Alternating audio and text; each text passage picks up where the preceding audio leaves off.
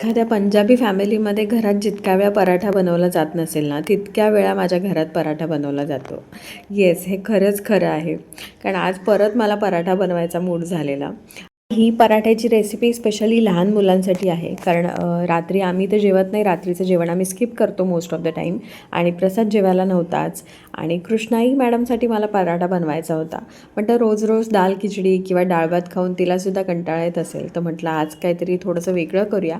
आणि त्यात पण पराठ्यामध्ये सुद्धा आज व्हेरिएशन होतं, कारण आज मटारचा पराठा होता. मस्त थंडीच्या दिवसामध्ये मटार तर एनीटाईम अवेलेबल असतातच. तर म्हटलं चला आज मटारचा पराठा मी सुद्धा यूट्यूबवरूनच बघून बनवला आहे. पण थोडीफार मी माझ्या पद्धतीनुसार किंवा माझ्या कृष्णाईसाठी बनवायची होती, सो तिच्या आवडीनुसार मी थोडीशी रेसिपीमध्ये चेंजेस केले आहेत. तुम्हाला हळूहळू समजतील. सो इथे मी मटार आधी सुरुवातीला मिक्सरमध्ये क्रश करून घेतलेले. त्यानंतर पॅनमध्ये थोडंसं तेल टाकून त्याच्यामध्ये जिरं, हिंग, त्याच्यानंतर हे जे मटारचं मी मिक्सरला क्रश केलेलं ते त्याच्यामध्ये ॲड केलं.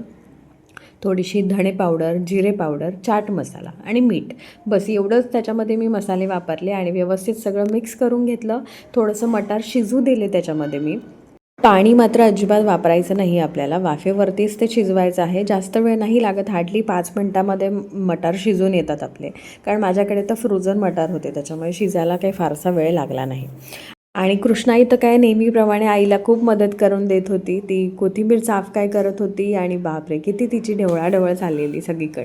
आणि ते मी थोडंसं ना बॅटर थंड झाल्यानंतर त्याच्यामध्ये मी थोडंसं चीजसुद्धा ॲड केलेलं. म्हटलं फर्स्ट टाईमच तिला द्यायचं होतं, तर म्हटलं बघूया ट्राय करून तिला आवडतं आहे का चीजवालं.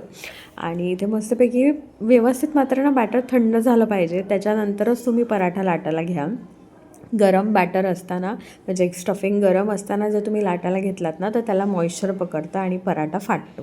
त्याच्यामुळे थंड झाल्यानंतर त्याच्यामध्ये तुम्ही चपातीचा गोळा थोडासा मोठ्या आकाराचा त्याच्यामध्ये ते स्टफिंग भरून घ्यायचं. मस्तपैकी लाटायचं, हलक्या हाताने लाटायचं, एवढी काळजी घ्या. जास्त जोर लावला तर पराठा फाटणार.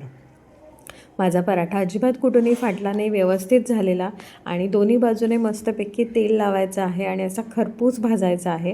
पराठा ना चपातीसारखा पटकन नाही काढायचा गॅसवरून, व्यवस्थित त्याला शेकू द्यायचं. दोन्ही बाजूने व्यवस्थित तो भाजला पाहिजे, तरच त्याची चव छान लागते.